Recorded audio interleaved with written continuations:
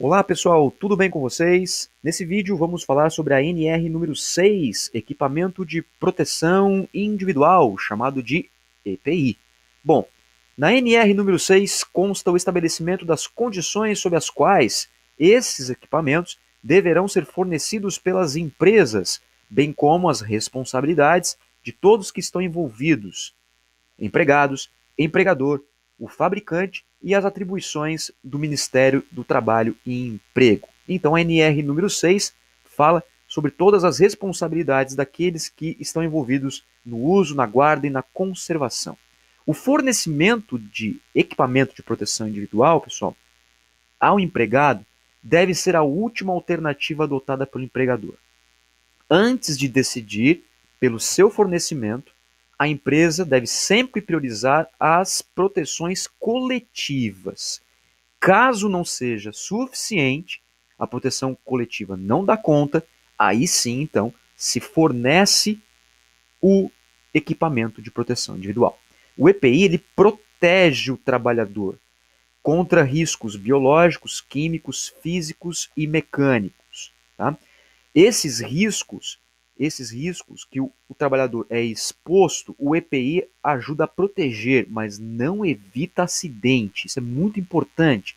É um dispositivo a fim de proteger o trabalhador e não evitar acidentes. Isso cai muito em concurso também, galera. Você sabe que eu sempre falo de provas de concursos aqui nessa playlist. É muito importante ficar ligado com isso, ok? Nós temos o equipamento de proteção individual que é conjugado, né? Isso existe na NR6, equipamento conjugado de proteção individual, que pode proteger o trabalhador por mais de um risco. Mas sempre existe um risco prioritário a ser, né, o grande protegido no caso. Bom, vamos ver então algumas situações onde a empresa entra com as suas obrigações. Né? Olha só, a empresa é obrigada a fornecer aos empregados gratuitamente. Isso é muito importante. Não deve ser cobrado absolutamente nada do empregado a priori, tá, pessoal? Já vou fazer um parênteses nisso aí. Porque o EPI ele precisa ser fornecido gratuitamente, adequado ao risco e olha só, em perfeito estado de conservação e funcionamento. A NR6 não fala nada sobre o dispositivo ser novo, ok? O dispositivo não precisa ser novo, precisa estar muito bem conservado e muito bem funcionando, conservado e funcionando. E claro que este EPI deve ter o certificado de aprovação emitido pelo Ministério do Trabalho e Emprego, seja nacional, seja importado. Precisa ter as certificações de aprovação. Tá? O empregador deve exigir que o empregado utilize EPI quando é obrigado a utilizar, constituindo ato faltoso em caso de não cumprimento. Isso corrobora com a NR número 1, que nós vimos que uma das funções do empregador é fazer cumprir a lei, galera. Então não é porque o empregado está usando o EPI, eu lavo as minhas mãos. Não, ele tem que exigir a utilização do EPI.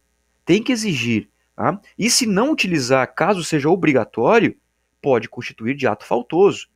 Ou seja, ele pode ser demitido por justa causa, caso ele não queira utilizar. Então isso é bastante complicado em relação à lei. Bom, a responsabilidade pela manutenção e a higienização do EPI é do empregador.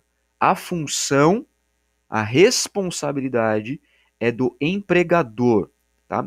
Vamos ver por que isso é importante e que eu estou frisando isso. Porque olha só, é obrigado a usar o EPI somente para os fins a que se destina e deverá ter recebido treinamento disponibilizado pelo empregador. Aqui que já compete uma responsabilidade do empregado. Então veja bem, o empregado ele não tem que pagar nada. O uso do EPI deve ser fornecido gratuitamente, de qualidade, adequado para o risco que ele está exposto, ok?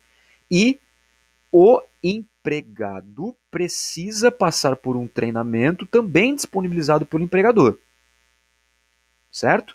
Ainda, o empregado vai usar o EPI só para aquilo que é para ser usado, só para aquilo que é para ser usado.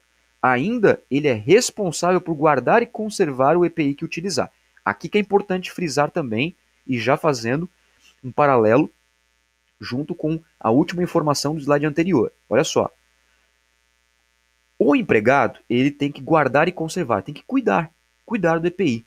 Caso aconteça alguma coisa, o empregado deve comunicar o empregador em qualquer situação que ele julgue que esteja prejudicando ou que possa prejudicar o trabalho.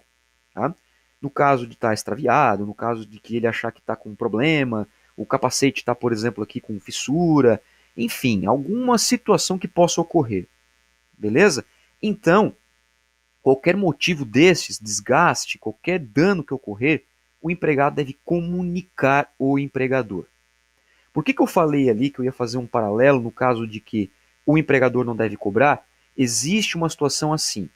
Caso o empregado não guarde, não conserve, simplesmente seja negligente, simplesmente não cuide do seu dispositivo, o empregado ele pode então cobrar este equipamento do seu empregador, do seu empregado. Então, o patrão pode cobrar do seu empregado. Isso é muito importante, tá, pessoal? Por quê?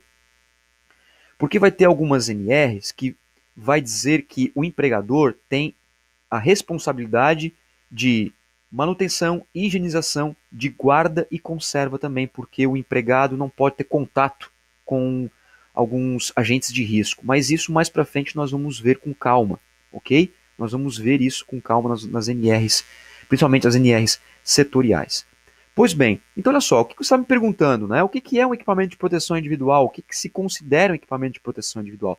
Pessoal, nós temos diversos exemplos, todos eles constam na NR, esse é um quadrinho da NR para vocês. Nós temos do grupo A até o grupo I, onde nós temos então as diferenças, né, do dispositivo quanto à sua proteção. Cabeça, olhos, face, a proteção auditiva, respiratória, tronco, membros superiores e inferiores, o corpo inteiro, e também nós temos, né, contra quedas de diferença de nível. Isso aqui também tem as diferenças em relação aos dispositivos utilizados. Então, olha só, vou dar um exemplo para vocês aqui, né? Equipamento para proteção auditiva, os famosos protetores auriculares. Você já deve ter visto algum profissional desse trabalhando. Quem viaja de avião, por exemplo, já viu aqueles caras usando aqueles fones tipo esponja, né? Que é bem o do bonequinho aqui, por exemplo. Pessoas que trabalham com ruído excessivo, né? Equipamento de proteção respiratória, você já deve ter visto também. Inferiores, superiores, inferiores como botas. Então nós temos diversos exemplos. O que a NR traz também, que é muito importante, é desmitificar o que não é considerado equipamento de proteção individual. Como, por exemplo, os headsets, aquele microfonezinho, né, que existe com um fone de ouvido que profissionais de telemarketing usa, que você já deve ter visto também, com certeza, ele não é considerado equipamento de proteção individual. Isso está na NR6. Tome bastante cuidado com isso. Ok? Protetor solar também não é considerado. O que existe é que os empregadores muitas vezes trabalham com produtos aditivos aos equipamentos de proteção, né? Então acaba promovendo uma melhor proteção ao trabalhador. Tudo bem, pessoal? Existe aqueles equipamentos que têm proteção conjugada. Então existe, por exemplo, aquele que é um capacete que já tem o protetor para olhos e face. Então, como ele tem grupo A e grupo B, ele é considerado conjugado. Isso existe também na NR, como comentei anteriormente. Ok, pessoal? Então essas são as principais informações da NR6, equipamento de proteção individual, uma das NRs que mais cai em concurso, bastante discutida. Se vocês tiverem dúvidas, questionamentos, perguntas, deixa aqui nos comentários que eu vou responder com o maior prazer, com o maior carinho, o mais breve possível. Agradeço a atenção de todos vocês, um forte abraço e até o próximo vídeo.